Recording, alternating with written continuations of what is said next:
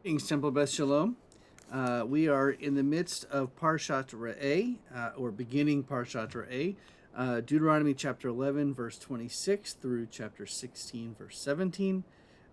We are beginning the third oration the third topic of lecture or sermon of Moses to the people, just as they're standing on the precipice of the Promised Land. This particular oration or this particular discourse comprises this Torah portion, two others, and part of a fourth one. And there are numerous specific considerations that are a part of this ritual, moral categories, civil, social laws, plus an epilogue. And so, what we're going to do is we're going to sort of go through the beginning of this particular discourse. And it begins, as we've seen in other places. See, this day I set before you blessing and curses. Blessing if you obey the commandments, and curses if you do not obey the commandments. So, what are some of the curses, some of the blessings that we see here? Well, here are some of the laws that you are required to do if we are to keep blessings and keep the curses away. When we go into a land, we have to destroy all the sites of the nations where they have God worship. We are to tear down their altars, smash their pillars, put their sacred plots or posts to the fire, cutting down the images of any gods they may have. We do not worship our God like they worship their gods. We only worship in one place in which God will tell us where that is, which of course becomes the holiest place in the world, the holiest of holies, the ark inside the temple. We are not to act as as the others that we're coming into the land taking over. We are not to settle the land and then become like them. We are not to sacrifice burnt offerings in just any place, but except at that one place, the Holy of Holies, which God will tell us about. When the Eternal enlarges your territory as promised, and we say, I shall eat some meat, for I have the urge to eat meat, I may eat meat whenever I wish. If the place where the Eternal has chosen to establish God's name is too far from you, you may slaughter any of the cattle or sheep that the Eternal gives you, as God has instructed, and you may eat to your heart's content in your settlements. Eat it, however, as the gazelle and the deer are eaten. The impure may eat it together with the pure. But make sure that you do not partake of the blood, for the blood is the life, and you must not consume the life with the flesh. When we enter the land that God is giving us, and we cut down these nations, and we dispossess them and settle in their land, we must beware of being lured into their ways after they have been wiped out.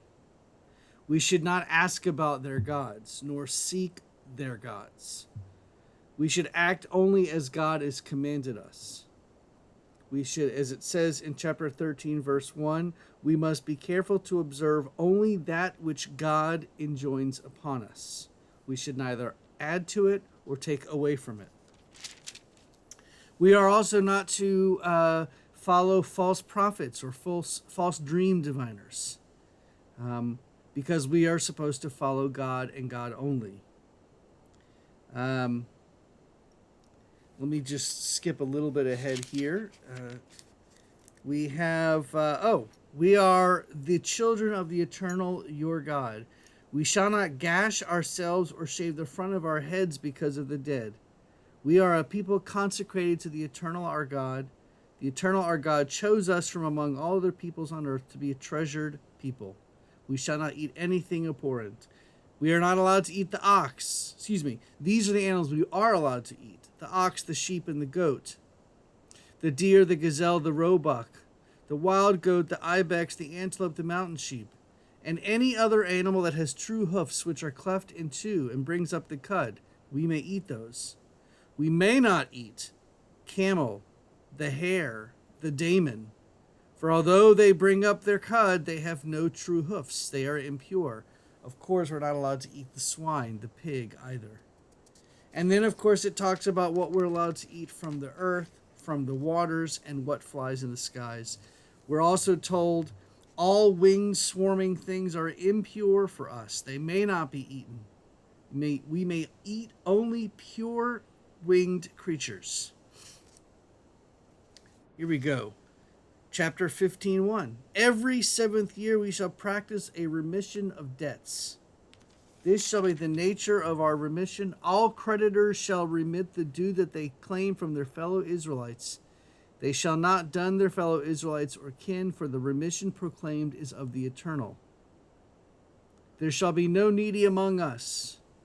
Since God has blessed us in our land, we are to heed the eternal and take care of all of those who are in need in our communities. Let's see. Observe the month of Aviv and offer a Passover sacrifice to the eternal your God. For it was in the month of Aviv at night that the eternal God freed us from Egypt. And the Torah portion ends with the following verses. 3 times a year, on the feast of unleavened bread, on the feast of weeks, and on the feast of booths, all your males shall appear before the eternal your God in the place that God will choose. They shall not appear before the eternal empty-handed, but each with his own gift, according to the blessing that the eternal your God has bestowed upon you. So here we see the 3 festivals, the 3 pilgrimage festivals. The Feast of Unleavened Bread, that's Passover. Feast of the Weeks, that's Shavuot. And the Feast of Booths, that's Sukkot. And that is our Torah portion for this week. I wish you an early Shabbat Shalom.